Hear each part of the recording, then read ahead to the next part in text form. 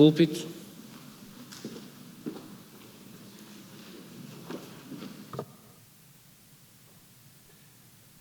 E então, não está aqui.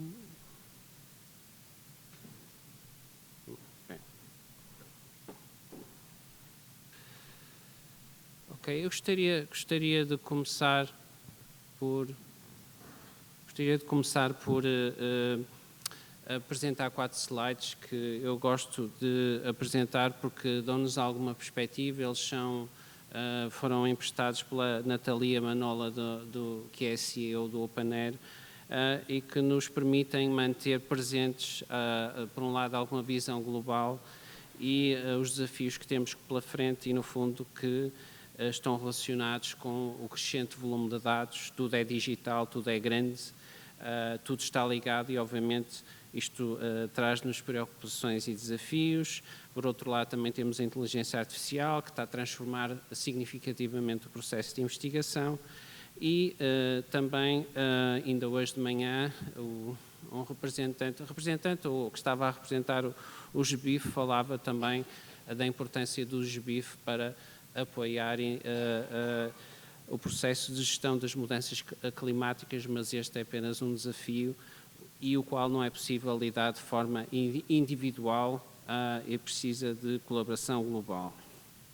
Também é endereçar, e o papel dos dados é importantíssimo aqui, a questão da transparência, a capacidade de reproduzir a ciência e a responsabilidade com que ela é feita.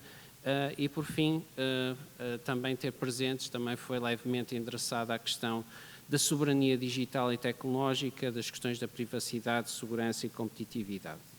Este slide é um slide com que, normalmente, sem exceção, apresento em todas as vezes que estou a falar, porque simplesmente somaria as atividades na área da ciência aberta e gestão de ciência, da FCT, e que tem uma componente muito forte de publicações, a questão dos acordos da Beyond, que permite ler e publicar, a questão das publicações científicas Diamante, e nas quais também estamos a tentar maximizar a citação dos dados, por exemplo, a questão da rede de repositórios científicos de acesso aberto e o diretório.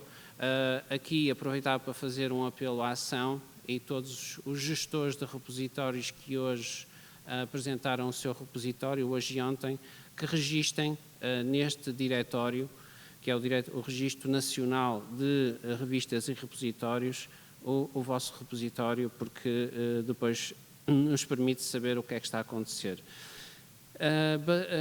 Transversal a todas estas atividades temos então o programa de gestão de ciência PT-CRIS, que nasceu precisamente há 10 anos e que o PT-CRIS não é muito conhecido para alguns de vocês, mas, por exemplo, um entregável deste programa, que é o Ciência Vita, já será de um conhecimento mais generalizado. Nós já desenvolvemos atividades no âmbito do pólen para endereçar a questão dos dados de investigação. Começamos há algum tempo atrás, infelizmente não tivemos os recursos que necessitávamos, mas este investimento de semente que fizemos foi muito importante porque nos permitiu agora, uma vez com a oportunidade do financiamento PRR, ter os conhecimentos suficientes para fazer a candidatura e captar este financiamento. Ele está inscrito na rúbrica da Ciência Mais Digital e, no fundo, é um objetivo de implementação do PNCADAI. Este Programa Nacional de Ciência Aberta e Dados de Investigação tem estes 4 objetivos, que vos serão muito familiares. Por um lado, a questão do alinhamento com a ciência aberta e os dados FAIR, disponibilização de ferramentas, serviços e infraestruturas, apoio técnico, consultoria e formação e também o alinhamento com as iniciativas internacionais de referência. O programa começou, assinamos o contrato em outubro de 2023, estende-se até 2025, espero que mais um bocadinho. Tem uma dotação orçamental de 8,6 milhões de euros e os objetivos que estão inscritos no programa e no contrato são o fornecimento de 7 serviços digitais.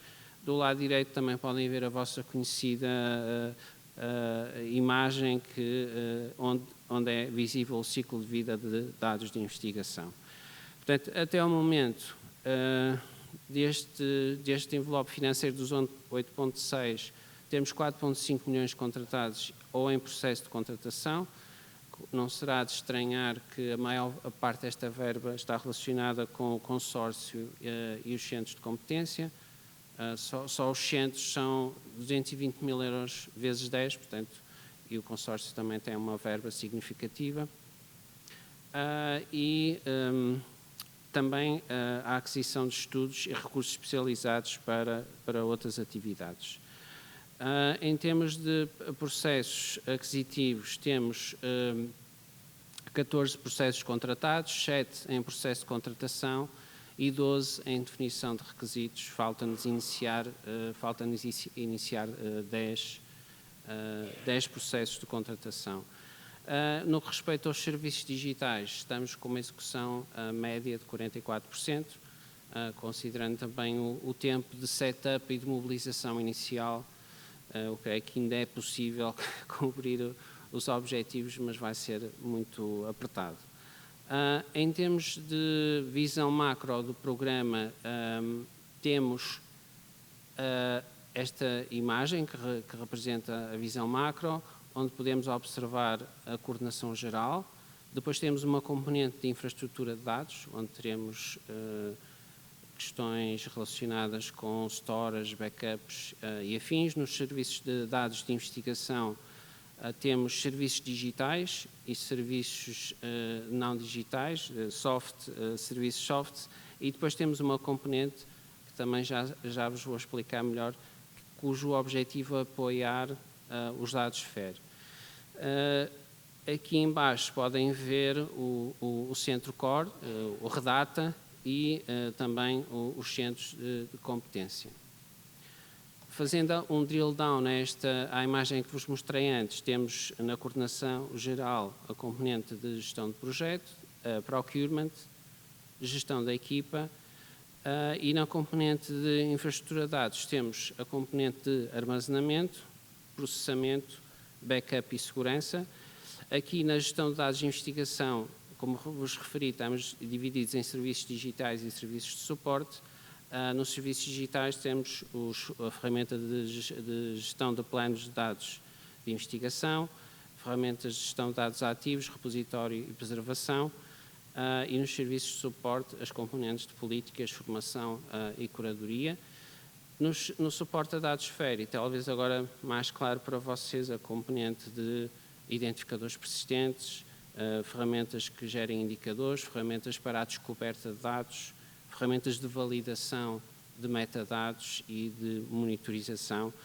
E a ideia do Centro Core, também penso que quem acompanhou este projeto está claro, o objetivo é que o consórcio trabalhe para os outros, ou seja, é um consórcio de 5 instituições que vai desenvolver trabalho para suportar a comunidade, ao passo que os centros de competência receberam financiamento para desenvolver atividades internas relacionadas com a gestão de dados de investigação.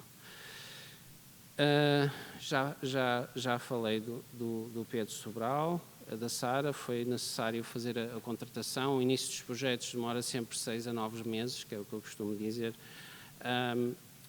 Felizmente, e depois a Filipa vai falar nisso, vocês, no caso dos centros, podem alocar recursos existentes à prestação de serviços, porque é uma prestação de serviços e, portanto, é mais fácil. Temos também a questão, então, em termos da infraestrutura de dados, estamos numa fase muito avançada do estudo técnico e a definição da arquitetura e base tecnológica. contamos até ao fim do ano ter o anexo técnico ao caderno de encargos, até porque esta é a segunda maior verba do programa, com 1,8 milhões de euros, e, portanto, temos que ser bem rápidos. Estamos a prever 3 componentes: uma componente de uma tape library para armazenamento hierárquico, uma componente de storage, também poderá ter discos de diferentes velocidades e capacidades, e depois um grande armário para a gestão dos backups e preservação dessa informação durante bastante tempo. Continuamos a explorar os serviços que entretanto foram lançados, como seja para a parte de planeamento, seja a parte de depósito e partilha, e também estamos a fazer estudos técnicos para percebermos que serviços para a gestão de dados ativos é que seria mais relevante nesta primeira fase, e como é que vamos endereçar a questão da preservação de dados. Portanto, nesta fase também estamos bem avançados, diria, nestes estudos sobre estas duas matérias. No que respeita aos dados FAIR, também estamos a fazer estudos técnicos, melhorias e novos desenvolvimentos, e estamos focados aqui nestas 3 componentes: os serviços de identificadores, os serviços de indicadores e a componente de monitorização. A parte final também tem a ver com o envolvimento da comunidade e, como referi no início, a questão dos centros de competência, seja o CORE, seja os outros centros de competência institucionais ou temáticos. Gostaria só de referir que nós, apesar do lançamento do centro CORE, e a nossa ideia é que este processo de gestão de dados de investigação possa ser inclusivo, e o próprio centro prevê o onboarding e pensar num modelo de governação. Nós, há algum tempo atrás, também fizemos uma reflexão sobre o possível modelo de governação. Isto são apenas ideias, mas teríamos então um consórcio nacional, onde o Redata naturalmente estaria presente, e outros stakeholders importantes. Podem ver desde a componente das infraestruturas, serviços, as instituições de investigação, os centros de competência que foram financiados no âmbito desta candidatura, e outros stakeholders relevantes, sejam internacionais, sejam stakeholders nacionais. A minha mensagem é que nós vamos procurar que este processo seja inclusivo, e, portanto, não pensem que é uma coisa que está fechada. Finalmente, também mostrar-vos com bastante agrado, isto é uma visão que temos há muito tempo atrás, de compor a trilogia computação, dados e rede. Também não serão alheios às várias notícias que têm saído sobre a disponibilização de meios de computação em Portugal. A rede parece-me uma questão que está resolvida. Havia assimetria não tínhamos fibra no interior, e passamos a ter. Neste momento cobrimos praticamente todo o país, e, portanto, falta-nos agora a componente dos dados, que também temos essa oportunidade de o fazer agora.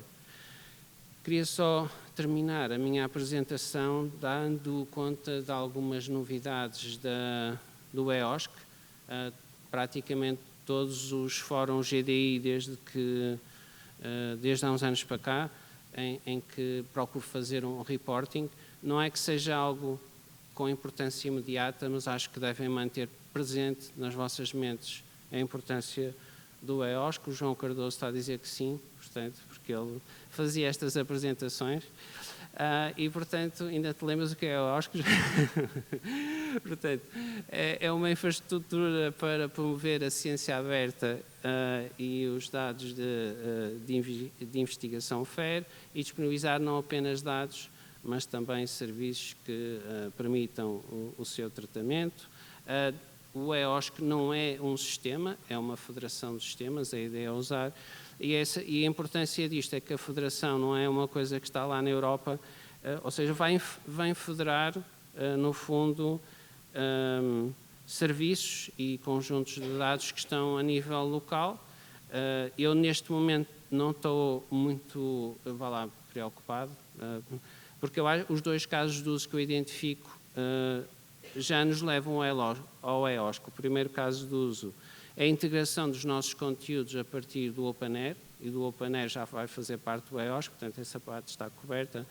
Outra componente é a integração de infraestruturas nacionais que estão em redes europeias, mas que a dinâmica destas redes europeias faz com que os parceiros nacionais se integrem no EOSC. Portanto, o que é que fica de fora? Fica de fora serviços que não têm um equivalente europeu e que nós estaremos dispostos para ajudar de alguma forma a integrarem-se, mas a verdade é que também não saíram as normas de interoperabilidade. O que aconteceu recentemente foi o lançamento do EOSC e o Node, vos convido a visitar.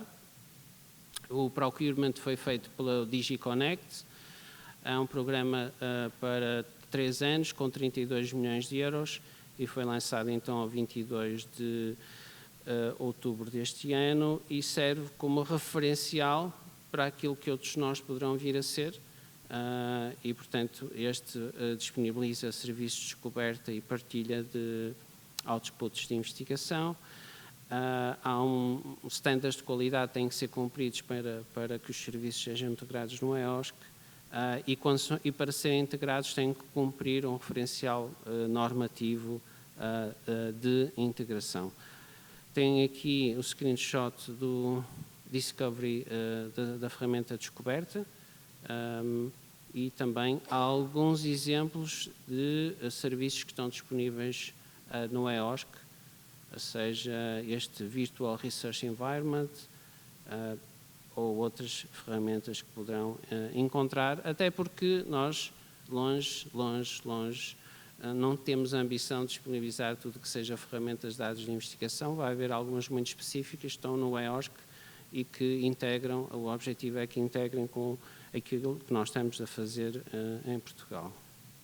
O outro aspecto que é mais subsidiário, pelas razões que eu disse, mas que eu gostava de vos falar, é que está, no fundo, em curso o EOSC, a Associação EOSC, perguntou aos vários Estados-membros e aos vários associados se tinham nós para integrarem no EOSC e acreditem que houve uma procura bastante grande, foram 150 e tal, não tenho aqui o slide. Nós respondemos ao inquérito dizendo aquilo que eu vos disse antes, não vemos um caso de uso muito compelling, muito necessário neste momento. Estão também a definir as regras de como é que se entra na federação e um slide que eu não tenho aqui, não vale a pena dizer-vos muito mais do que isto. Vai haver um manual, um handbook que vocês podem usar para ver quais são os requisitos para ser um nó do EOSC e o outro que falta aqui é o manual de interoperabilidade para a integração com o EOSC. Só para vos dizer, e eu penso que este será o slide final, e é mesmo, que a associação é aberta à participação de entidades externas, de pessoas. Há regras, penso eu, para entrar nestes grupos de trabalho. De qualquer das maneiras, há muita transparência. Quem quiser acompanhar algum grupo mais especificamente poderá ir ao site e ver o trabalho. E, por exemplo, na área da saúde, há aqui questões relevantes a acompanhar. Obrigado pela vossa atenção.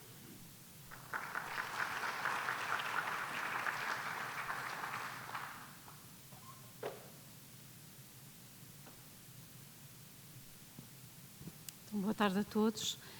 Eu, o Pedro e a Sara vamos agora entrar um bocadinho em mais detalhe nas atividades que têm vindo a ser concretizadas no âmbito aqui da implementação do Programa Nacional de Ciência Aberta e Gestão de Dados Abertos. Portanto, só para recordar, Nós vamos usar aqui como referencial o gráfico que o João já mencionou, para podermos ir acompanhando as várias atividades e para termos aqui, de facto, um enfoque e nunca perdermos de vista a necessidade de haver aqui sempre a correlação dos vários grupos ou blocos de trabalho. Portanto, nós, para darmos início e para arrancarmos com a implementação do programa, percebemos de imediato que teríamos de fazer vários estudos técnicos, nomeadamente em relação a futuros serviços que queríamos disponibilizar e que queríamos, obviamente, obter mais informação detalhada. Portanto, basicamente, os objetivos destes estudos passam pela análise do estado da arte, ter em consideração, obviamente, aqui as melhores práticas e recomendações na área de gestão de dados de investigação. Muito importante ter uma definição da arquitetura e também a própria base tecnológica para podermos avançar com a aquisição e com a implementação dos serviços e, de uma forma muito global e já com uma visão um bocadinho mais macro, fazer aqui uma correlação da implementação dos serviços, o seu faseamento e como é que estes serviços e infraestruturas se podem relacionar. Portanto, é muito importante ter em conta estes 4 fatores, porque tem aqui uma gradação e, de facto, vão culminar num faseamento e numa implementação deste programa. Nós, para efeitos da elaboração dos estudos técnicos, fizemos a contratação de um serviço de consultoria, portanto, lançámos um processo aquisitivo e estamos a trabalhar neste momento com a NTT Data, que tem feito um trabalho extraordinário e que tem nos dado um grande apoio e avançado aqui em 3 pilares, que também já vou mencionar mais à frente, e que, de facto, têm eles próprios também por base a referência do levantamento do estado da arte até, então, à questão do próprio roadmap.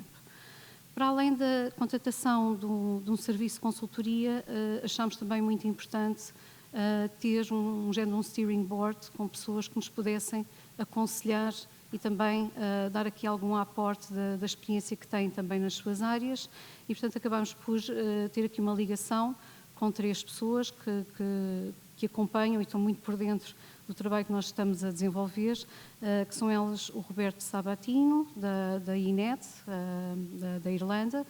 Temos também a Isabel Caetano, que tem sido aqui também uma consultora que nos tem vindo a apoiar bastante e faz parte da IOSC Association. E, por último, também aqui, muito numa ótica também até de especialista na área da preservação, também o João Fernandes, do CERN. Portanto, em termos de metodologia, queríamos também aqui só partilhar um pouco convosco a forma como isto começou. Portanto, a nossa ideia, obviamente, era termos uma referência, um benchmark, e foi considerado importante fazer aqui 2 análises. Uma análise mais de desk research, levantamento das tais melhores práticas e recomendações na parte de GDI, fazer também uma revisão aprofundada de literatura e depois em ver então aqui um enfoque e definição, identificação de entidades de referência que nos pudessem dar aqui também alguma ajuda para podermos estipular o nosso modelo e temos aqui também já a aprendizagem de outras entidades. E, portanto, fizemos aqui uma análise de caracterização e fizemos também aqui, com a ajuda da NTT Data, a condução de algumas entrevistas. Portanto, em termos de dimensões, a metodologia foca-se basicamente em 3 pilares. Temos, portanto, a área do armazenamento e backup de dados de investigação, depois os tais serviços para a gestão de dados ativos e, por último, a preservação dos dados de investigação e respectivas políticas. E porquê estes 3 eixos? Porque, de acordo com aquela roda que o João também já mostrou, portanto, o ciclo de vida dos dados de investigação, neste momento a FCT já consegue cobrir a parte do planeamento, de alguma forma também a parte da partilha, com o repositório Pollen, e de facto queríamos avançar de forma a complementar o máximo possível o ciclo de vida dos dados nestas 3 áreas, nestas 3 dimensões que aqui estão refletidas. E que, obviamente, têm também um seguimento e estão perfeitamente também integradas e, aliás, têm que funcionar em conjunto. Portanto, este é o ciclo de vida um bocadinho mais simplificado, mas também só para dar aqui um bocadinho de referência àquilo que eu agora estava a explicar. Nós estamos aqui focados na parte do estudo, na parte da recolha e processamento, portanto, na gestão dos dados ativos e depois a parte do armazenamento e preservação, com a parte do storage e backup e da própria preservação em si. E, portanto, desta forma, conseguimos assegurar a cobertura do ciclo de vida dos dados. Muito importante, quando tivemos a fazer aqui a tipologia das entidades que queríamos consultar e que queríamos também obter feedback, foi tentar perceber a tipologia existente. E, de facto, nós acabamos por ter uma tipologia muito própria, não é? Portanto, a RCT tem os seus serviços digitais, portanto, é uma agência de financiamento, mas que, em simultâneo, também tem uma unidade que disponibiliza serviços digitais. E, portanto, não há muitas entidades com estas características. Fizemos, obviamente, também aqui um levantamento, identificámos algumas entidades que fariam todo o sentido entrevistar, outras também que quisemos entrevistar, portanto, nem tudo foi possível, não conseguimos fazer todas as entrevistas que pretendíamos, mas conseguimos ainda assim fazer contactos muito importantes. Em relação aqui à parte da seleção das entidades, era importante que tivessem, obviamente, disponibilização de serviços de GDI, que tivessem desenvolvimento de atividades de forma contínua em prol dos dados abertos na ciência e, lá está, ter um perfil similar à nossa entidade. Fizemos então aqui um contacto com o BSC, com o Barcelona Supercomputing Center, com o qual, aliás, também já temos algumas colaborações e que foi bastante útil, porque em termos de arquitetura de serviços e de infraestruturas, conseguiu-nos aqui também dar já uma projeção bastante interessante. Fizemos também um contacto com o DAIC, Danish Infrastructure Consortium. O DAIC também uma visão muito interessante, porque acaba por ser um consórcio que já resulta, portanto, da colaboração de várias instituições e universidades dinamarquesas e que também faz a disponibilização de serviços centrais para apoiar a GDI.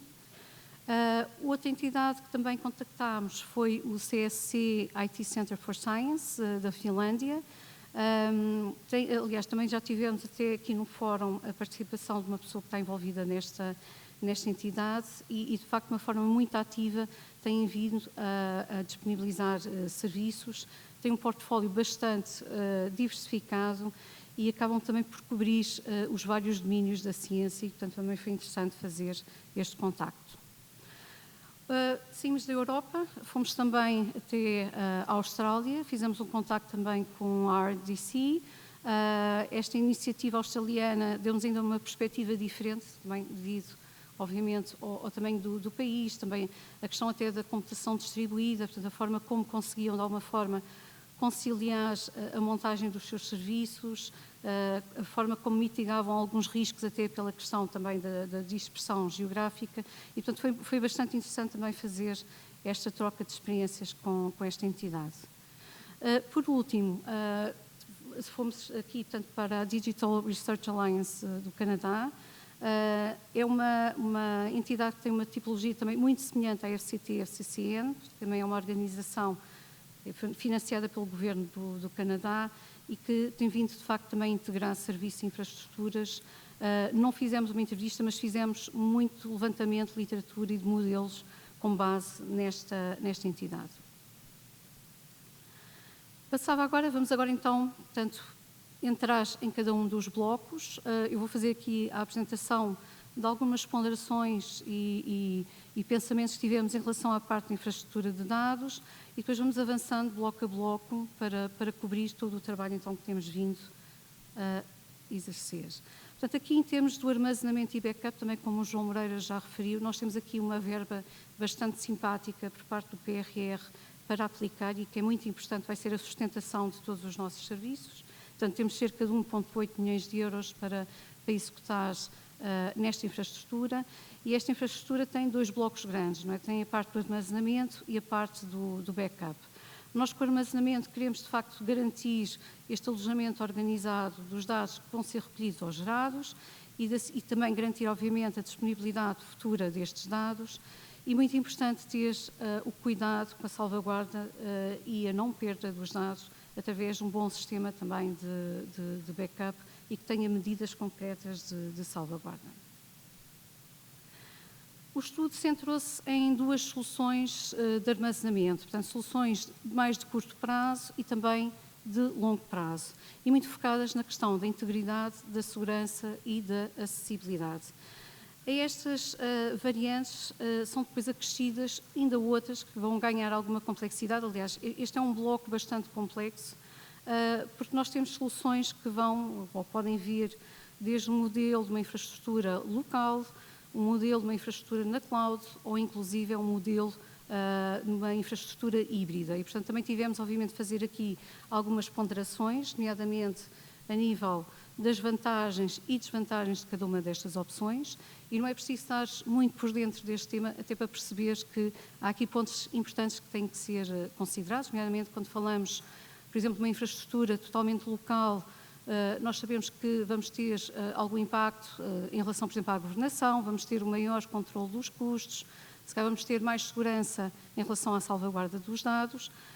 Numa infraestrutura mais na cloud, há outros desafios que se apresentam, nomeadamente a questão também da volatilidade dos custos, normalmente estão associados a estes tipos de contratos, mas também tem vantagens, porque também pode trazer, de facto, aqui alguma flexibilidade e rapidez na montagem da infraestrutura. Portanto, nós fizemos um levantamento muito detalhado, mais uma vez também com a ajuda da NTT Data, precisamente para tentar equacionar quais seriam os modelos que fariam mais sentido e também que casassem com o desafio da implementação deste programa.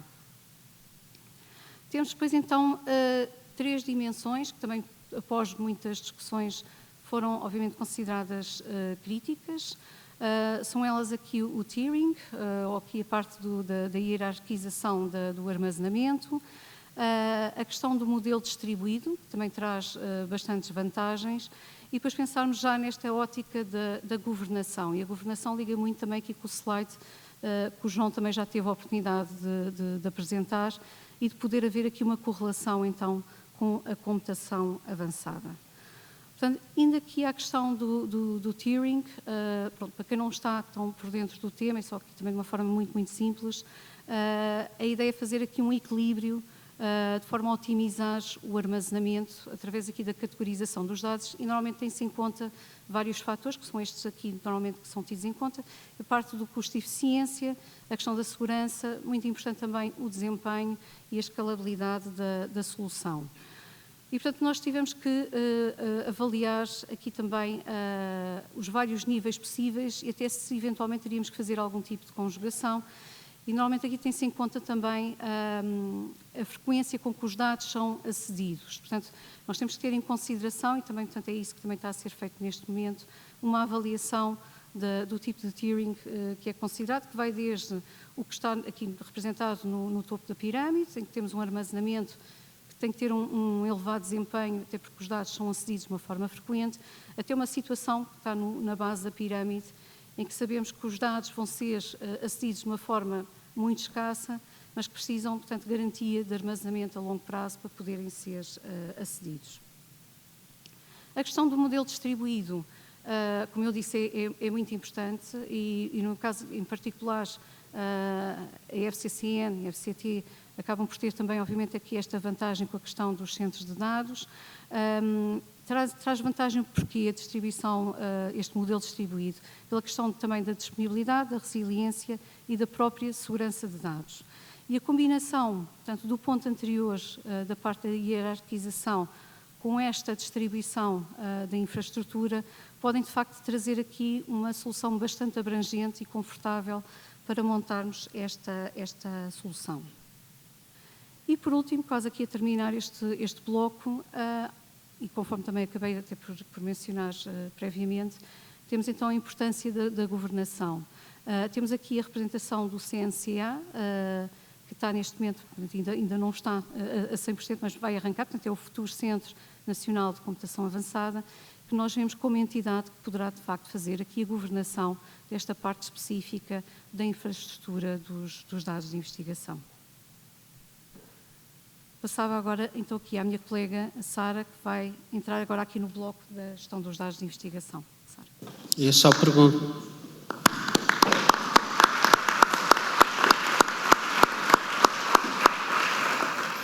Queria só perguntar, antes de passar à Sara, e também para não ser muito longo, se tem alguma questão ardente que queiram fazer agora, alguma dúvida que vos tenha ficado. Só uma muito rápida, sim. Não temos microfones? Não. Conseguimos ouvir bem. Conseguimos. A questão do beca na infraestrutura. A minha pergunta é, esse apoio, esse cofinanciamento tem capacidade para se poder falar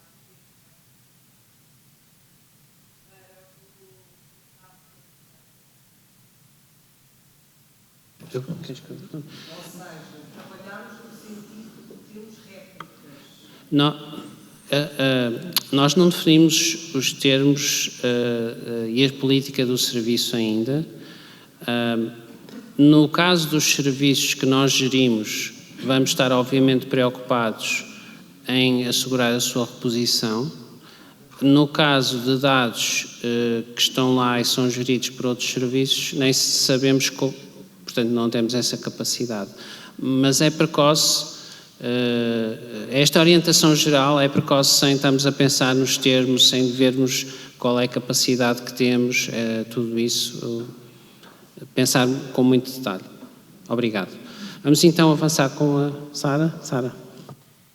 Então eu vou entrar aqui no bloco de atividades da gestão de dados de investigação e, tendo em conta aqui o nosso conhecido ciclo de vida dos dados, vou começar pela fase inicial, pelo planeamento, que é nada mais nada menos como as primeiras reflexões sobre a recolha, preservação e partilha de dados, o planeamento dos recursos e responsabilidades. Estas pequenas reflexões vão ser usadas a dados sensíveis e todas as medidas que têm que ser acauteladas com este tipo de dados e no planeamento das condições de acesso aos dados de investigação. Todas estas reflexões têm de ser, no fim, revertidas num documento, neste tal plano de gestão de dados. Eu sei que a maioria de vós está careca de saber o que é um plano de gestão de dados, mas só para o caso de termos novos participantes, vamos fazer aqui um mini wrap-up. Portanto, o plano de gestão de dados é, assim, um elemento estratégico, chave para uma adequada gestão de dados de investigação. Trata-se, então, de um documento formal que descreve todo o ciclo de vida da gestão dos dados e que, em última instância, visa apoiar o cumprimento dos princípios FAIR. As vantagens deste plano de gestão de dados são inúmeras. Trago-vos aqui quatro exemplos. No planeamento de alocação de recursos, sejam eles financeiros, técnicos ou humanos, que permitam uma optimização destes recursos. Tem um potencial para a automação de atividades de gestão de dados de investigação através dos planos de gestão de dados acionáveis por máquinas. É também, e cada vez mais, um requisito por várias organizações de financiamento e institucionais e promove, uma vez mais, ao apoio da monitorização, validação da qualidade e fairness dos dados de investigação. Sendo assim, e de forma a facilitar a sua utilização, existem algumas características ideais para um plano de gestão de dados, entre as quais referimos aqui ser um processo acessível, estruturado e simplificado. Ouvimos o nosso colega ontem, João Castro, a referir a importância de termos processos bem estruturados e bem definidos para termos respostas céleres neste âmbito. Convém também ser um plano que esteja atualizado sempre que necessário, seja pelo investigador principal, seja pelo investigador responsável ou pela Data Steward institucional, padronizado e que permita a leitura por humanos e por máquinas. Neste sentido, era um dos nossos objetivos suportar e dar apoio no planeamento e na criação deste plano de gestão de dados. Nesse sentido, alinhámos à plataforma do Argos para promover um serviço de âmbito nacional. O Argos é um serviço na cloud, proprietário da OpenAir, que conta com a colaboração de entre outras infraestruturas europeias, como a Eudata, tem uma comunidade de utilizadores bastante alargada e está integrado no catálogo de serviços do EOSC. Portanto, é uma ferramenta muito usada, muito divulgada e que, ao estar no EOSC, permite esta tal interoperabilidade que o João estava a falar. É também uma ferramenta muito simples, focada na utilização com o user. É bastante adaptável no sentido em que é uma ferramenta generalista, multidisciplinar e promove a fairness dos dados. Mais ainda, permite a criação de planos acionáveis por máquina. Também, através de uma API via OpenAIRE, permite a pesquisa e descoberta não só de projetos, mas também de organizações. Um trabalho também foi feito aqui em conjunto com a equipa do Argos, foi o desenvolvimento do front-end em português, de modo a apoiar o uso desta plataforma. E mais ainda, é uma ferramenta bastante flexível que permite personalizar os modelos de plano de gestão de dados consoante os requisitos e necessidades do financiador. Com base nesta vantagem, nós também trabalhámos no sentido de desenvolver um modelo de planos de gestão de dados específico para a FCT. Este modelo foi desenvolvido com base no modelo e recomendações da Science Europe e que se foca nestes 6 capítulos. Podem encontrar este plano de gestão de dados específico para o financiamento da FCT, integrado nesta ferramenta do Argos, tanto em português como em inglês. No entanto, esta ferramenta tem algumas limitações, no sentido em que não permite algumas integrações com os serviços que nós já providenciamos, por exemplo, o serviço de autenticação RCTS-AI, nem com o serviço, o nosso repositório Pollen. Não permite também alguma integração com outros serviços que nós planeamos providenciar no âmbito da monitorização dos planos de gestão de dados e validação da qualidade e fairness dos mesmos. E também traz aqui uma menor flexibilidade na atualização da versão em português, uma vez que sempre que há uma atualização, digamos, no ficheiro principal, reverte automaticamente para o português e nós temos que estar a fazer uma alteração por cima. Portanto, tendo em conta isto e tendo em conta o âmbito deste programa, nós estamos a estudar neste momento a hipótese de passar este serviço de sistema de planos de gestão de dados para uma instância local. E uma das opções é o OpenDMP, que é, na verdade, nada mais, nada menos que o software usado no serviço do Argos, mas que com esta benesse que permite a instalação numa instância local.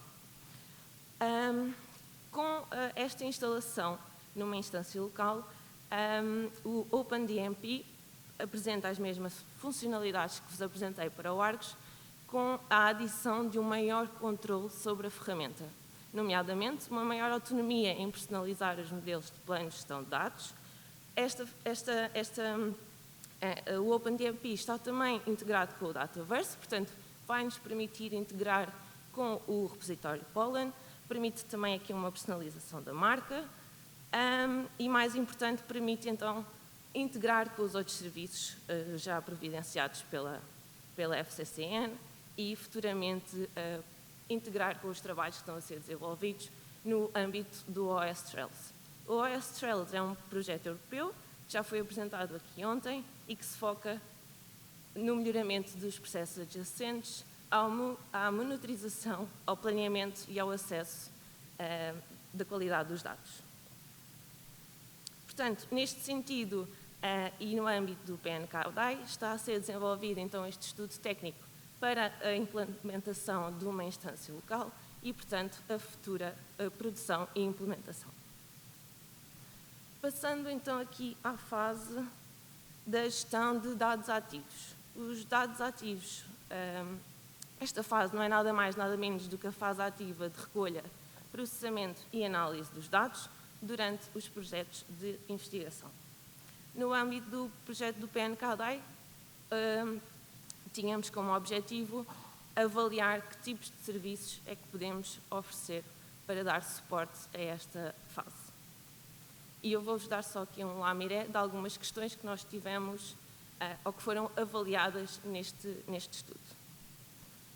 Portanto, a gestão de dados ativos pode ser de forma genérica dividida em 4 fases: a recolha dos dados, a gestão da qualidade dos dados, o processamento e análise e a segurança e conformidade.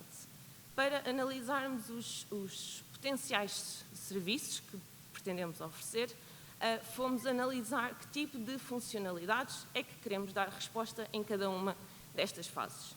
Portanto, na fase de recolha, pretendemos dar resposta às funcionalidades de obter dados estruturados, registro, gestão e partilha de dados, permitir a personalização dos processos e suportar diversas fontes e formatos de dados.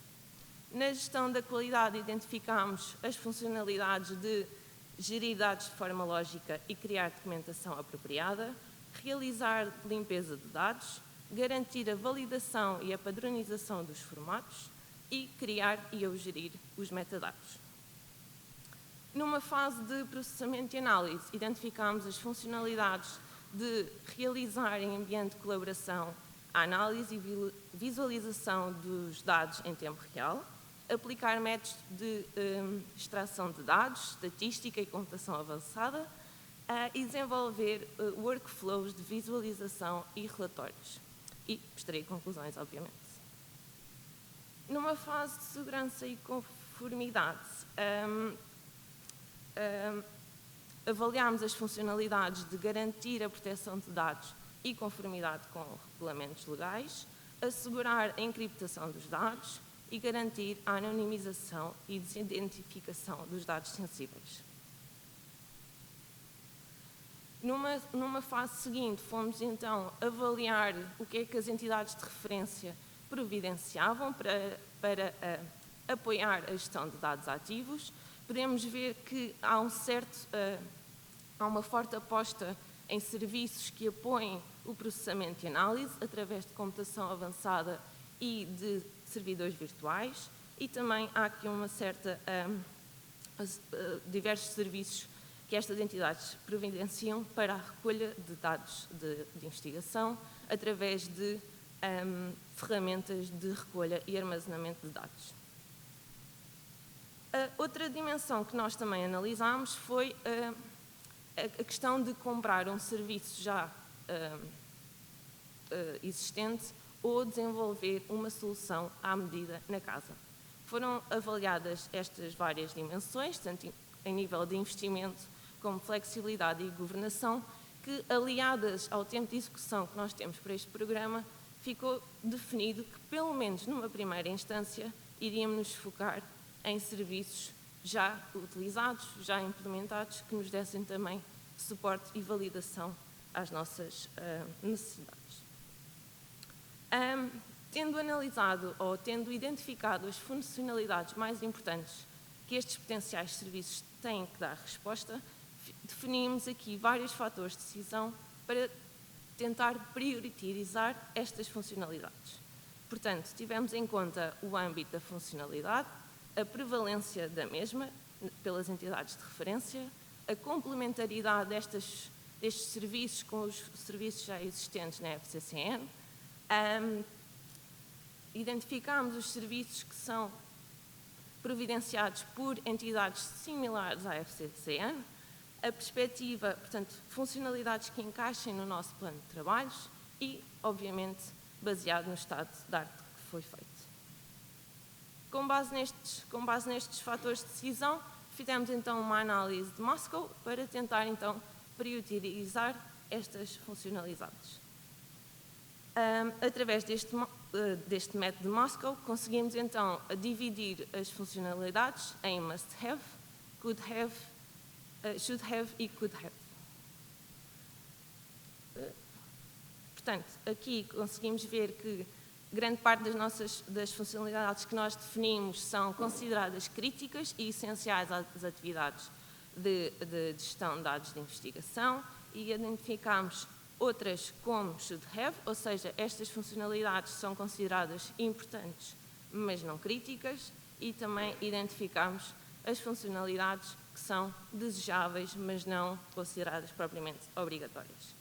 Com base nesta análise, nós conseguimos desenvolver um roadmap a curto, médio e longo prazo, que será abordado mais à frente, e deixar aqui só que a curto prazo, para este tópico em específico, os próximos passos correlacionam-se com a identificação de requisitos técnicos para os serviços que nós queremos implementar e, posteriormente, a contratualização dos mesmos, produção e implementação. Okay.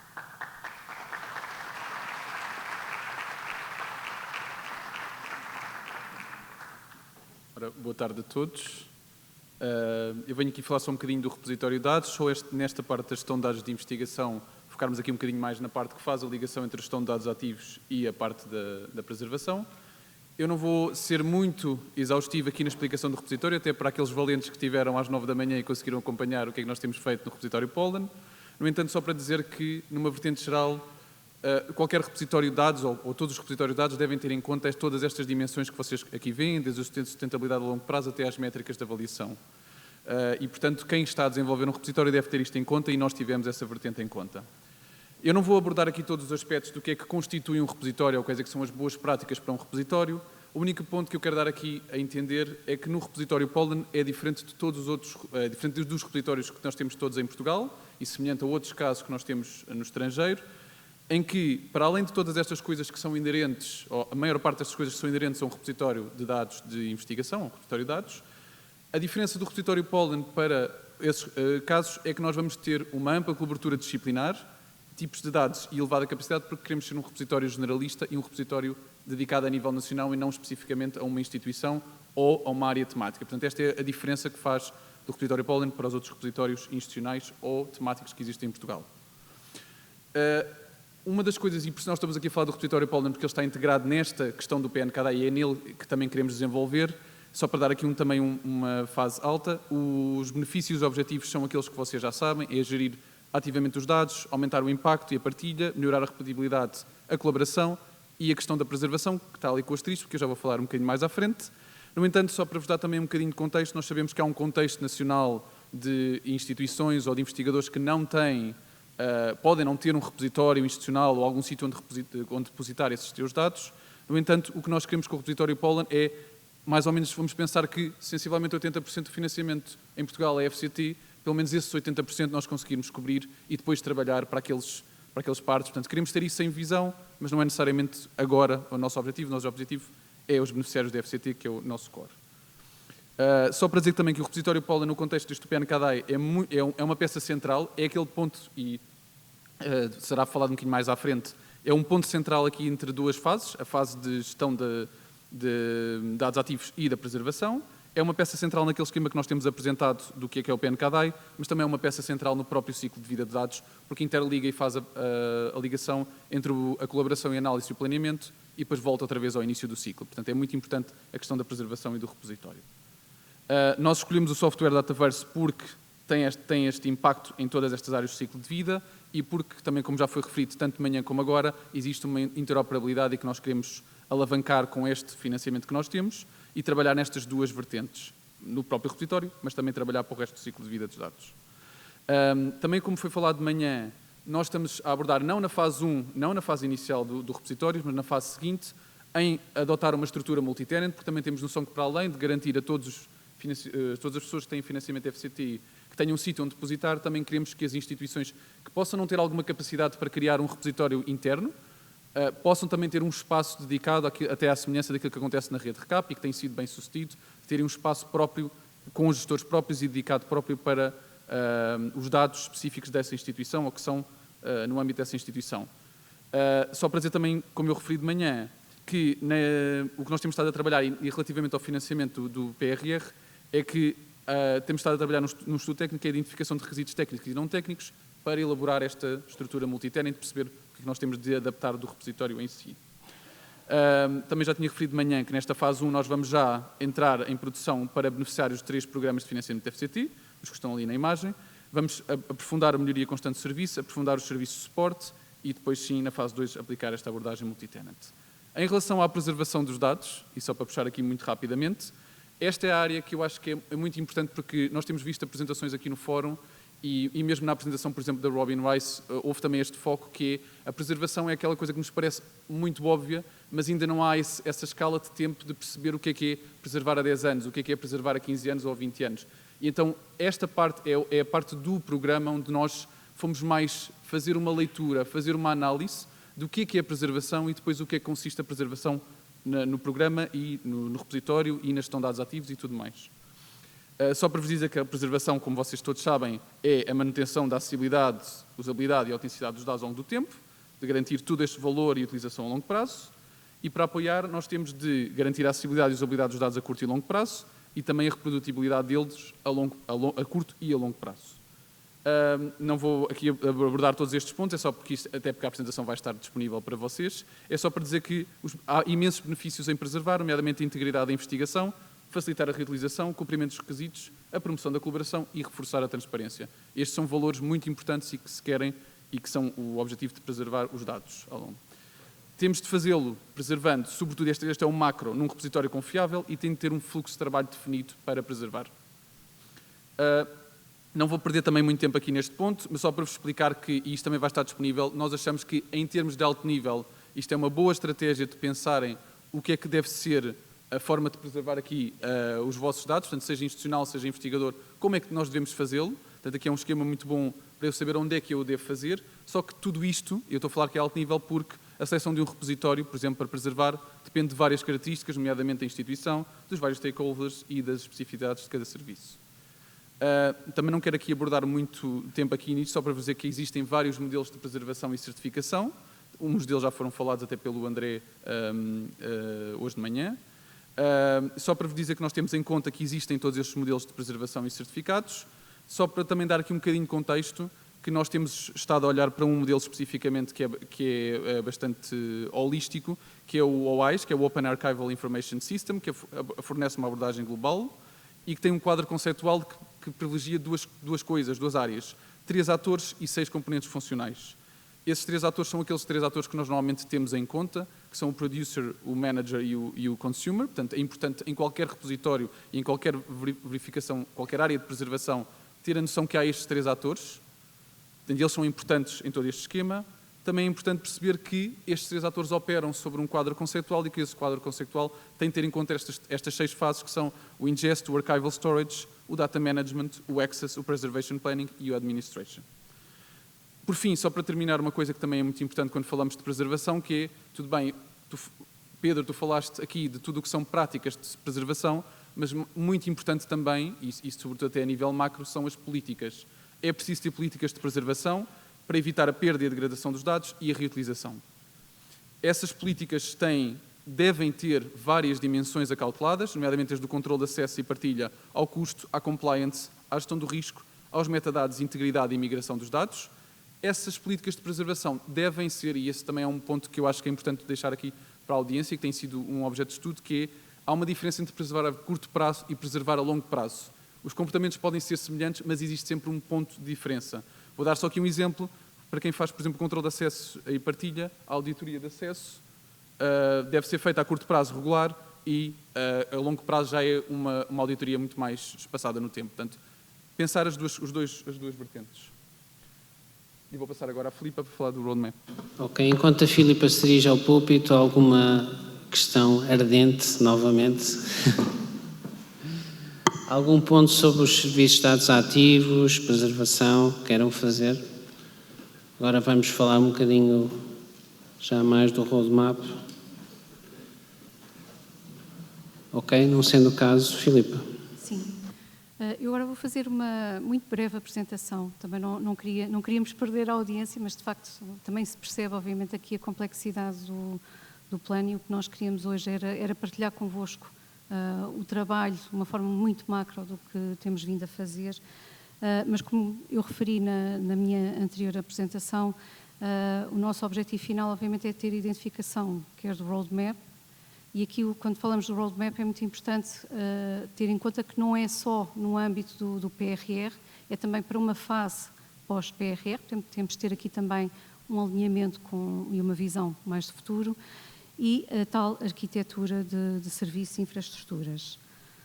Portanto, aqui só para relembrar em termos de visão geral, nós seguimos uma metodologia, tivemos em conta os serviços e infraestruturas que já estão a ser disponibilizadas pela FCT e FCCN e então podemos avançar, também com base, obviamente, nos resultados do estudo, para uma proposta de roadmap e serviços de infraestruturas.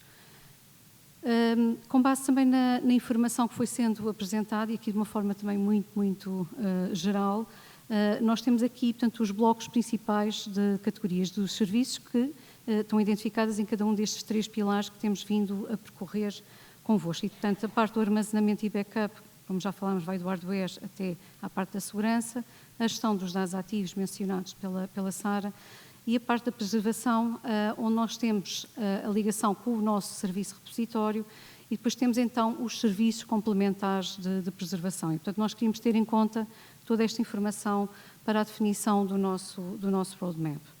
Portanto, de uma forma muito simples, portanto, e focando aqui no próprio, portanto, aqui no primeiro eixo, que é o do armazenamento e backup, e considerando 3 fases, sendo que a primeira fase é a fase que encaixa dentro do período do PRR, nós queremos de facto fazer e executar grande parte do investimento referente à parte do armazenamento e backup. Portanto, estamos a considerar fazer tudo o que vai resultar do estudo e da nossa avaliação dentro do período do PRR.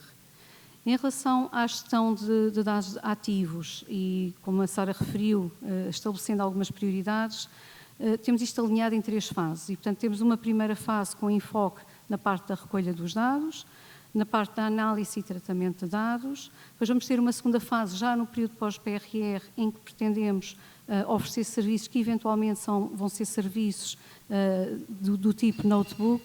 E depois então consideramos que para uma terceira fase, sabendo que também é muito importante, um enfoque nos dados sensíveis. E para isso temos serviços específicos, ou vamos ter serviços específicos mais na fase de análise e tratamento de dados sensíveis, gestão da qualidade também deste tipo de dados, e a parte muito importante da segurança e conformidade.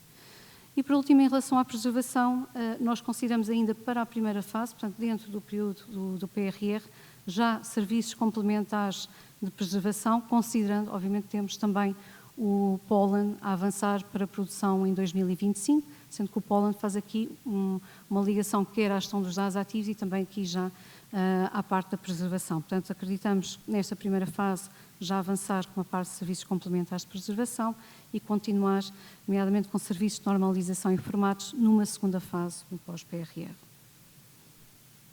Agora está aqui um esquema um bocadinho complexo, mas queríamos só basicamente lançar aqui algumas ideias gerais. Portanto, nós já estamos a definir a nossa proposta de arquitetura, ainda está em discussão, portanto também queria fazer aqui este disclaimer, mas a forma como nós vemos a arquitetura é de facto considerar aqui a nível do ciclo de vida da gestão dos dados, ir desde o planeamento até à preservação.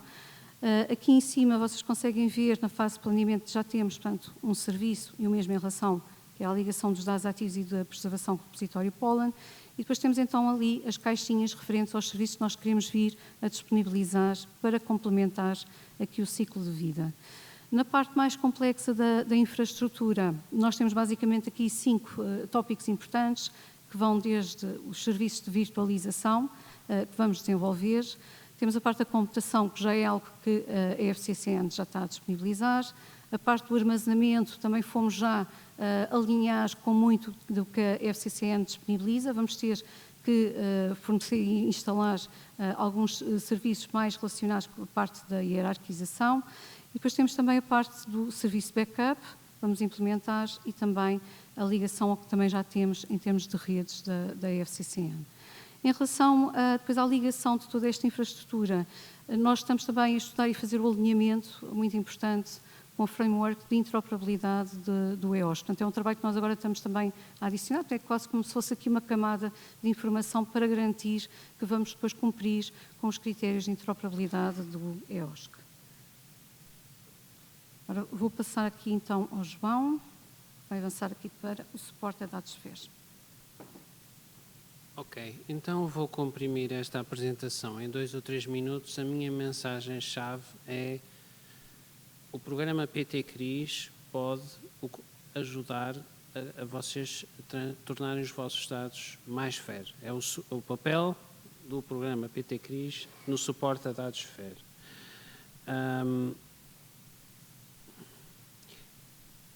O programa PT-CRIS é um programa de interoperabilidade.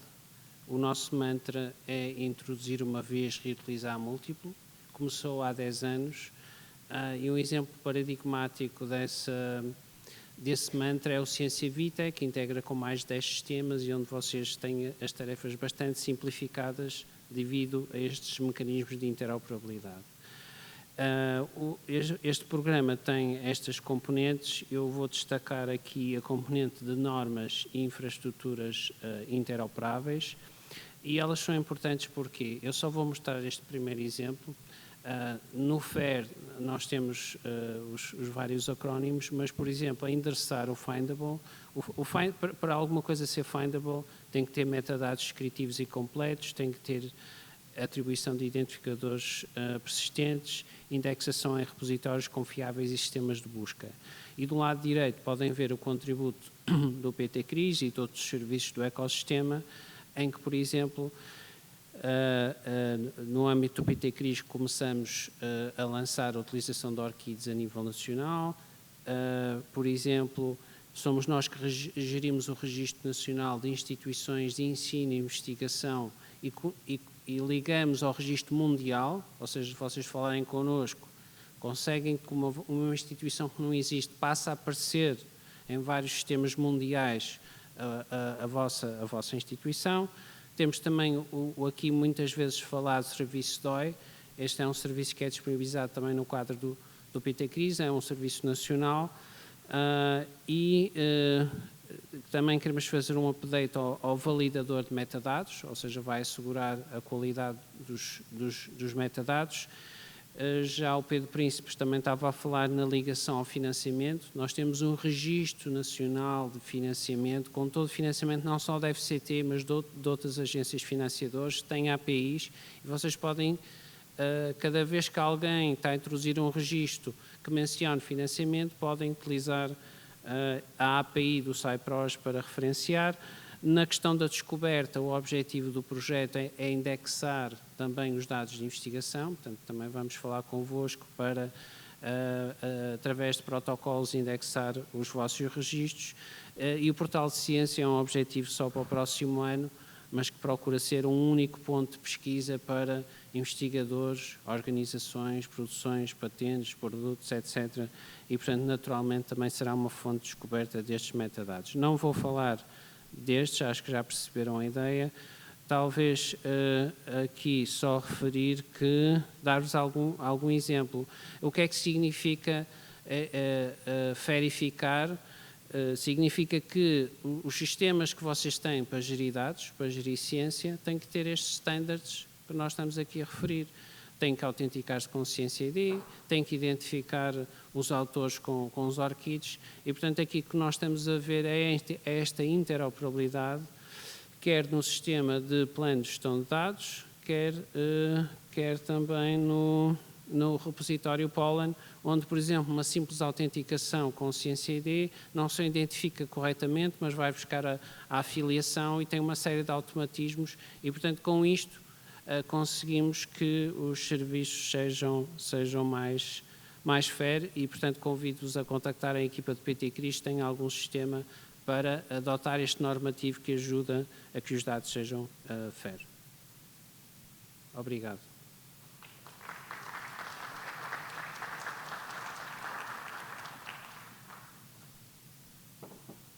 Cá estou eu de novo.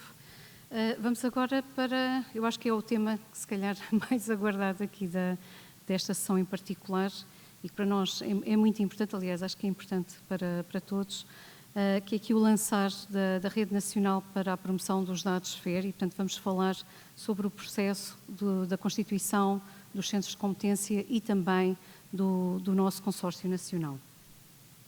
Portanto, eu vou fazer aqui só uma passagem rápida, só para contextualizar e relembrar, portanto, todo o processo. Portanto, nós tivemos 2 processos a decorrer praticamente em paralelo, um focado no consórcio e outro nos centros de gestão de dados de investigação, com este objetivo macro da promoção da tal criação e desenvolvimento da rede de suporte nacional. Houve um convite dirigido para a constituição de um consórcio. Portanto, trata-se aqui de um processo aquisitivo, de acordo aqui com o número 5 do artigo 5º-A, e tivemos depois também, portanto, um apelo, a manifestação de interesse para a contratação de centros para a gestão de dados de investigação, neste caso, ao abrigo do Decreto-Lei 60/2018.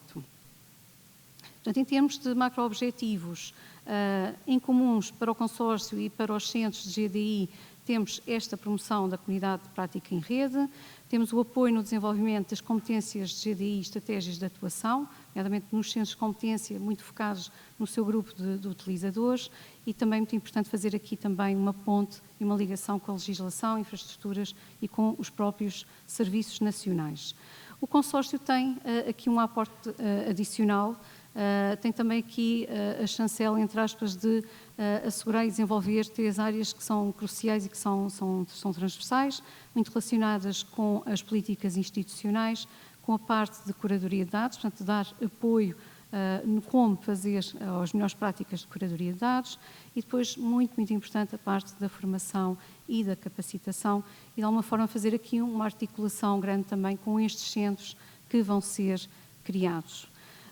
Não vou aqui entrar em detalhe, mas de facto houve aqui um método de seleção que foi apresentado e que consta obviamente nas manifestações de interesse que foram lançadas.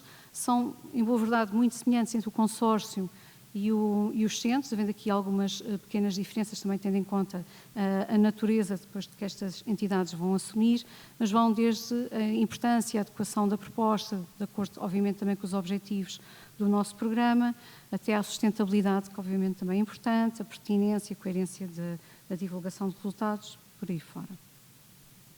Então, só para relembrar, havia um threshold de 24 pontos e havia ainda a possibilidade, no caso específico dos centros, de serem atribuídas bonificações, quer em termos geográficos, quer em termos de domínios científicos, mas no sentido também de garantir que, de facto, havia uma dispersão desta rede. Portanto, seriam, e foi feito, portanto, a atribuição de uma bonificação de acordo também com as localizações, portanto, as melhores candidaturas em termos de mérito de projeto foram depois também bonificadas com estes valores adicionais para promover, então, esta dispersão. Nós tivemos um painel de avaliação bastante interessante, portanto, fizemos aqui uma seleção cuidada de pessoas que, obviamente, têm muita experiência nesta área. Tivemos também um coordenador, o Kevin Ashley, do DCC, do Digital Curation Center. Puxámos 2 pessoas, não sei se estão recordados do Conselho Consultivo, falei também no início, 2 dessas pessoas também constam neste painel de avaliação e, portanto, tivemos um total de 8 pessoas, portanto, sendo uma delas o coordenador do painel de avaliação. Em relação ao consórcio, nós tivemos, portanto, apenas a submissão de uma proposta, mas uma muito boa proposta, teve muito boa pontuação, que é precisamente o REDATA, que é a Rede para a Gestão de Dados de Investigação, constituída por estas 5 entidades que aqui estão referenciadas, tendo aqui como líderes a Universidade do Minho, temos depois também a Universidade de Coimbra, o ISCTE, a NOVA e o Instituto Politécnico de Bragança. Em relação aos centros, portanto, ao contrário do consórcio em que tivemos apenas, portanto, a submissão de uma proposta e que podemos aferir já que é o resultado final, em relação aos centros, temos neste momento o período de audiência prévia a decorrer, portanto, estamos mais ou menos a meio desse período, são 10 dias úteis, e, portanto, estamos neste momento a comunicar aqui, também um disclaimer, para nós são resultados previsórios, mas praticamente finais, portanto, temos que respeitar, obviamente, o período de audiência prévia, e caso corra, pronto, tudo dentro da normalidade, poderemos depois aferir e comunicar como resultados finais. Temos aqui, portanto, recebemos 18 propostas no total. Em relação aos centros, eu acho que vale a pena dar aqui só uns minutinhos também para dar conhecimento aqui à audiência. Vamos ter o Centro de Competências para a Gestão de Dados de Investigação da Universidade de Aveiro. Vamos ter aqui também o Portal para a Gestão de Dados da Vida e Saúde do Biodata. Vamos ter a Gestão de Dados de Investigação para a Ciência Aberta, que é aqui um mini consórcio entre o LIP, o Instituto de Ciências Sociais e o NCD. Vamos ter o Centro de Dados Estruturados de Investigação em Saúde, também constituídos por 3 entidades, sendo aqui o líder deste mini consórcio o Centro de Computação Gráfica, Investigação e Desenvolvimento Tecnológico. Vamos ter também o Centro Académico de Braga e também o Centro de Medicina Digital P5. Vamos ter da Universidade de Lisboa o Centro de Gestão de Dados de Investigação Interdisciplinar na Universidade de Lisboa. Vamos ter o Centro de Dados Abertos de Investigação da Universidade do Algarve. Vamos ter o Centro Um Caminho para Promover a Ciência Aberta através da gestão do ciclo de vida dos dados de investigação, aqui numa parceria entre o INESC-TEC e o CIMAR. Vamos ter o Centro de Competências em Gestão de Dados de Investigação da Associação Nova Inovação e Desenvolvimento. Vamos ter o gbif.pt, portanto, o Centro de Gestão de Dados de Biodiversidade do nó português do GBIF. Vamos ter o Centro de Gestão de Dados de Investigação para as Ciências Sociais e Humanas da Associação ISCTE, Conhecimento e Investigação. Portanto, estes foram os 10 projetos que ficaram, portanto, precisamente no top 10. Como foi referido também pelo professor Francisco, onde fez aqui a abertura do Fórum GDI, e também como está já disponibilizado no site FCT, portanto, na súmula dos resultados desta chamada, está a haver um esforço e um interesse grande e uma intenção grande em podermos puxar os centros que estão acima do threshold. E, portanto, há 4 centros que estão precisamente nessa situação e que nós temos a intenção, de facto, de poder também virem a ligar-se a esta rede. Não podemos, nesta fase, dizer certamente a 100% que vão entrar, mas há, de facto, esta intenção muito vincada e queremos que assim seja. Isto também, obviamente, e também para explicar, houve sempre a salvaguarda, inclusive é também mencionada na nossa manifestação de interesse, de, havendo disponibilidade financeira, portanto, poderíamos, de facto, reutilizar os resultados desta manifestação de interesse e, portanto, estamos a tratar deste processo, que acaba de ser um processo paralelo e queremos, de facto, que estes 4 centros também tenham esta possibilidade. E, portanto, estes 4 centros são o Centro de Dados de Investigação do Alentejo, aqui encabeçado pela Universidade de Évora, pelo Politécnico de Beja e pelo Politécnico de Santarém. Temos também o Centro de Dados de Investigação do Porto, da Universidade do Porto. Temos depois o Centro para a Gestão e Partilha Segura de Dados de Investigação a partir da UBI, portanto, da Universidade da Beira Interior.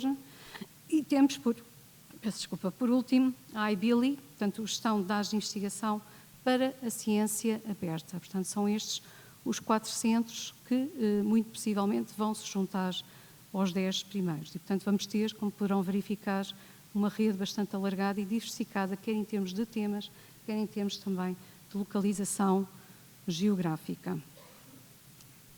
Sim, vamos fazer aqui uma pausa, entretanto, também para perguntar se há alguma questão por parte da audiência.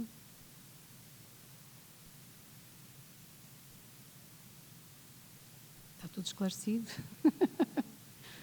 Espero que não estejam todos a dormir, atenção. Sim, o Joaquim tem ali uma questão. Força, Joaquim.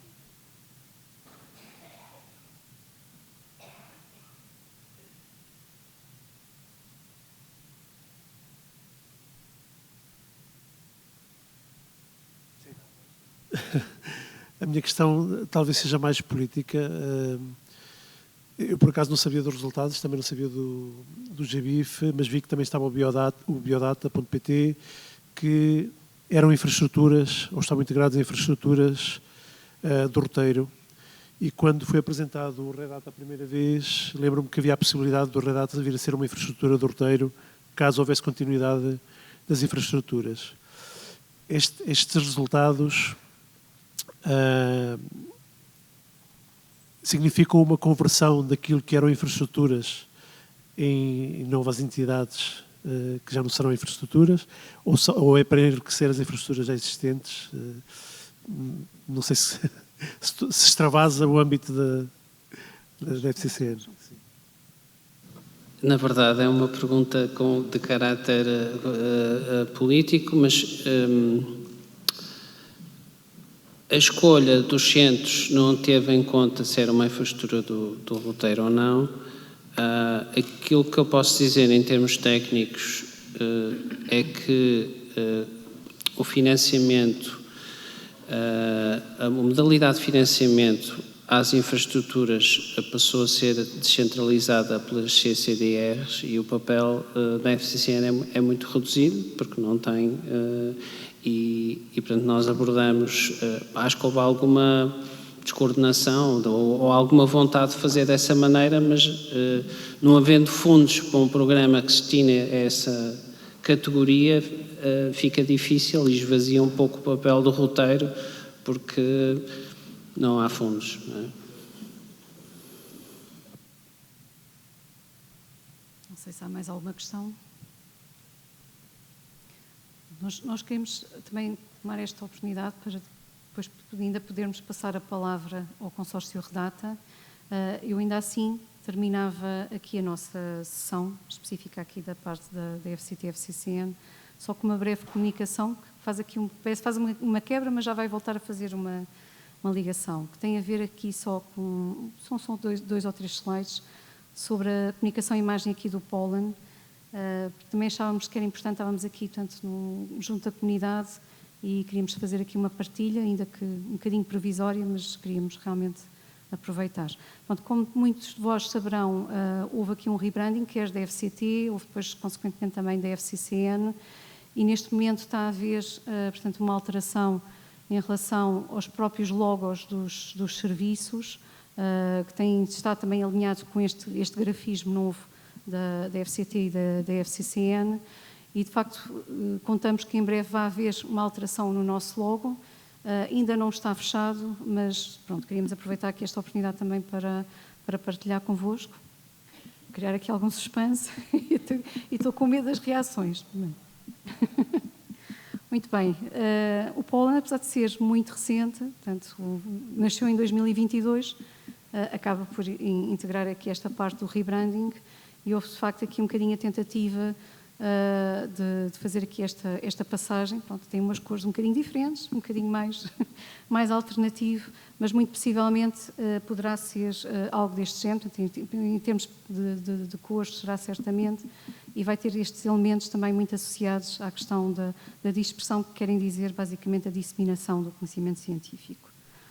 Pronto, para nós o mais importante, e era aqui que eu também queria chegar, é o facto de estarmos aqui a preparar um novo website com muito mais informação do que o que nós tínhamos de base, e vamos querer dar muito mais resposta e ter muito mais informação disponível para a comunidade.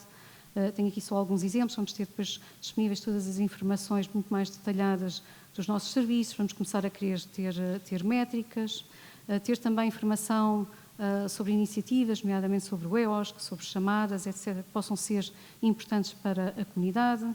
Também aqui apoiar, apesar de sabermos que é uma iniciativa da comunidade, também apoiar aqui a disseminação dos grupos de trabalho, fazendo aqui também referência aos 3 grupos existentes. E depois, muito importante, e aqui que faz a ligação agora depois com a entrada também aqui do Redata, vamos querer ter também no nosso website uma referência a todos os centros, portanto, ser aqui um ponto também de entrada em cada um dos centros e também uma referência, obviamente, ao consórcio. E depois também, falando em logos, se os centros depois também se quiserem ingressar na criatividade e fazerem logos, estejam por favor à vontade. Mas pronto, basicamente era para termos aqui também centralizada a informação sobre a nossa rede nacional e portanto, queríamos também ter esta informação no nosso website. Pronto, era só mesmo estas últimas palavras aqui da nossa parte e acho que agora também estamos todos muito ansiosos para ouvir aqui o consórcio Redata, que vai fazer aqui uma breve comunicação sobre o seu plano de trabalhos. Muito obrigado pela atenção.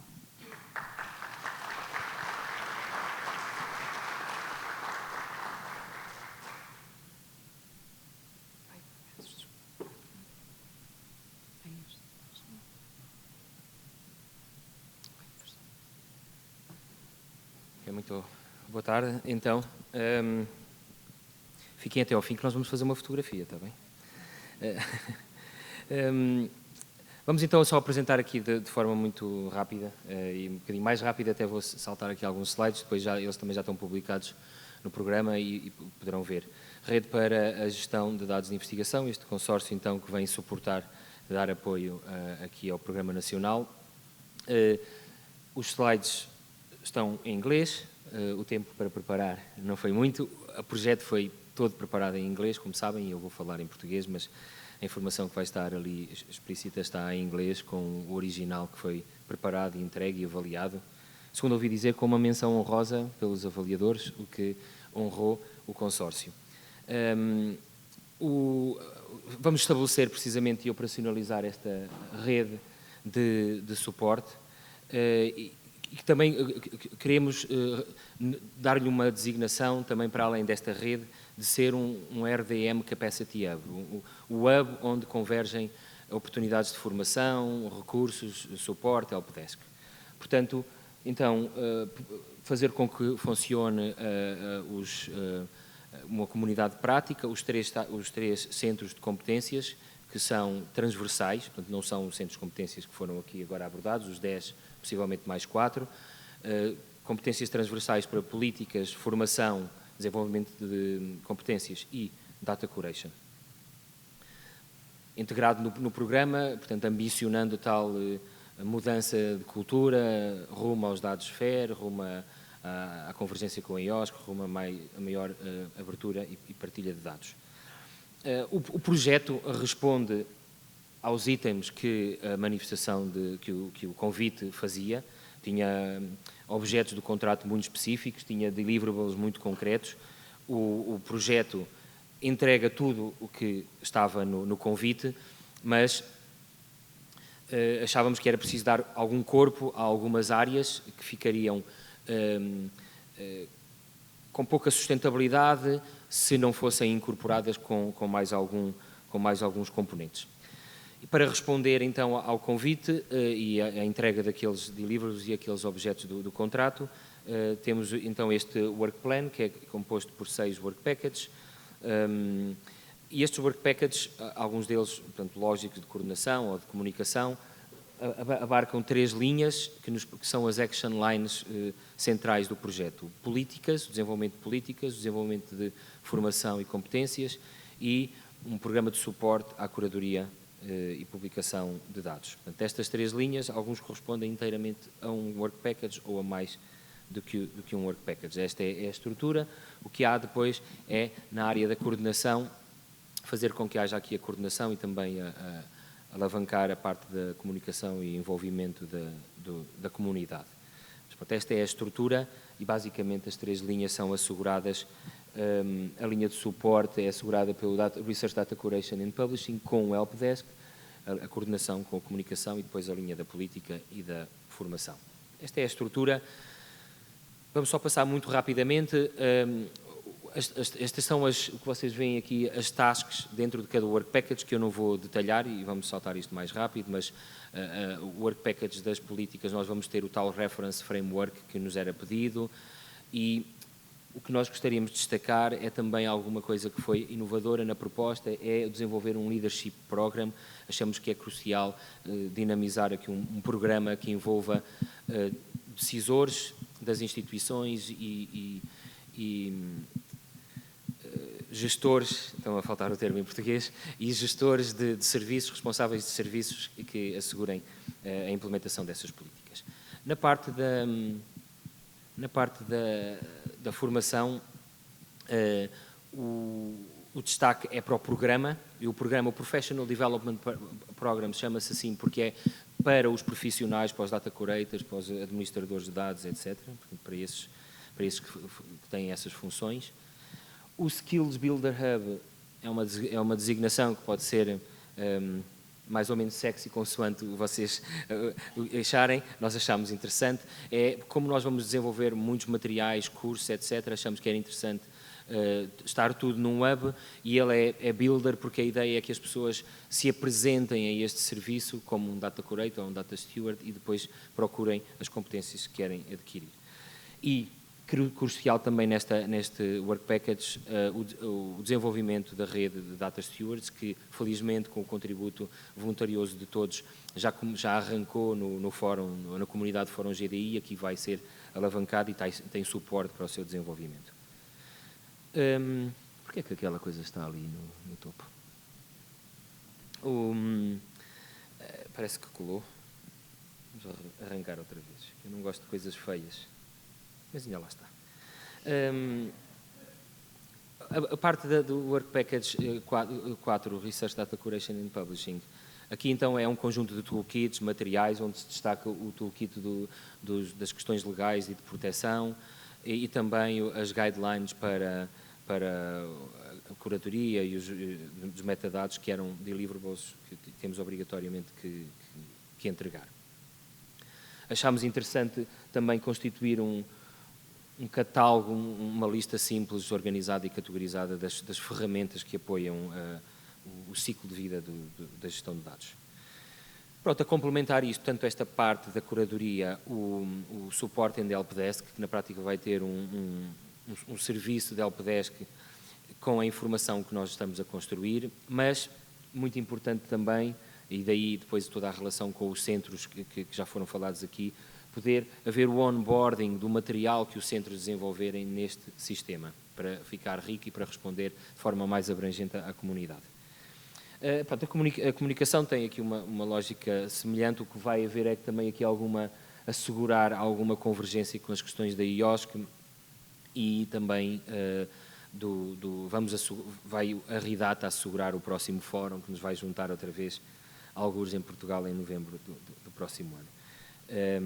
E a questão da sustentabilidade da infraestrutura.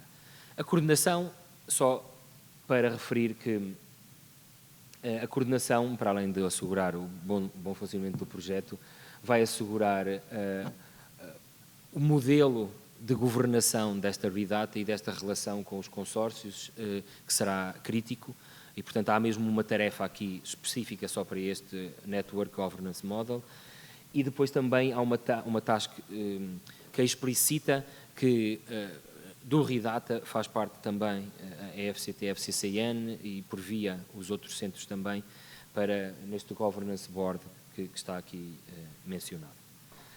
Pronto, para ir rumo a terminar este projeto, tem um conjunto de resultados, só para ficar mais claro, para além da estrutura, que vão ficar feitos, alguns durante o projeto, outros mais na fase final. O tal Reference Framework for Institutional Policies é, por assim dizer, o primeiro, a parte visível, o primeiro output com potencial de utilização do projeto. Okay?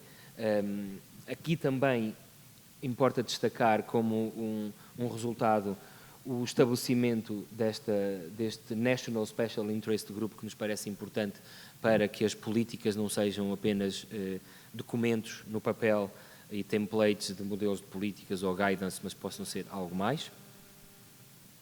Do segundo destaque, nós fazemos aqui 5 destaques, o tal desenvolvimento do programa e o Capacity Hub. O que é que nós destacamos? Este Skills Builder Hub, que é alguma coisa que existe num site ridata.pt que terá este Skills Builder Hub, o desenvolvimento ali, o resultado 6, o desenvolvimento do programa com workshops, portanto, espalhados pelo país, a partir dos membros do consórcio, mas de outros que também poderão receber workshops para os profissionais, um programa de formação que nos parece interessante e ambicioso, com um bootcamp de ciência aberta e um instructor training para data stewards, e a rede. A rede em si será um importante contributo. Vamos, num pacote 3 de resultados, o desenvolvimento deste conjunto de materiais de suporte que são desenvolvidos no Work Package de curadoria. Portanto, há guidelines para Metadata Curation, que é um dos outputs que tínhamos que ter, e há todo um outro tipo de materiais e frameworks para Fair Data, etc., que vão estar agregados. Uns vão ser checklists, nós temos previstas checklists, outros vão ser diretrizes, outros documentos mais completos, toolkits, etc. Depois, na parte dos tais 3 centros de competência transversais, formação, curadoria e políticas, vamos, na prática, tê-los presentes pelas diferentes organizações, mas claramente um centro a norte, outro a centro e outro a sul, oferecendo estas diferentes valências disponíveis para a comunidade. E para terminar, o desenvolvimento. Depois fica aqui um desafio à sustentabilidade, à operação desta rede. Vamos ter todos que trabalhar e pôr uma inteligência coletiva ao serviço de encontrar a melhor Lean Community-Based Governance Model, que foi a frase com que nós concluímos, para conseguir chegar a um bom rumo para dar sustentabilidade a este trabalho e conseguir manter alguns recursos para o futuro, para toda a comunidade. O facto de ter sido só um consórcio, apesar de rico e com menções honrosas, há também aqui a liderança de um Minho, mas com uma coordenação também com a Universidade de Coimbra, que é também importante mencionar. E esta oferta é um único consórcio que vai, na prática, trabalhar para Portugal e para todos. O que queremos é que seja realmente uma network participada e sustentável para assegurar que estes recursos ficam e perduram e transformam a paisagem nacional da gestão de dados de investigação. Então aqui, este esquema para finalizar, a relação das tarefas que nós temos, dos work packages, com o que vamos entregar, com estas coisas que vocês ouviram falar, dos frameworks, dos guidelines, do Builders Hub, que entregam aqui aos membros do consórcio, desde logo, nós na prática também vamos acabar por capacitar os membros do consórcio, alinhar com as organizações dos Competence Centers e depois atrair outros que não fazem parte nem dos Competence Centers nem do consórcio, mas que também são beneficiários do RIDATA. E isto é importante porque é na prática o espaço onde outros que não se candidataram ou que não fazem parte dos consórcios também poderão beneficiar em várias atividades que vamos ter. E baixei o meu tempo. Obrigado.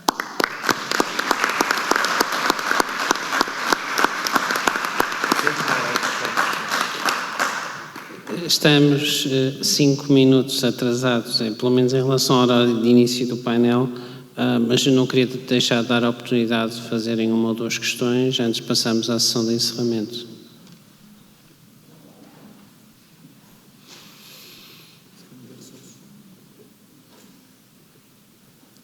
Parece que foste hiper claro, portanto, sendo assim, pedia mais um agradecimento à equipa do Pollen. Muito obrigado pela vossa atenção.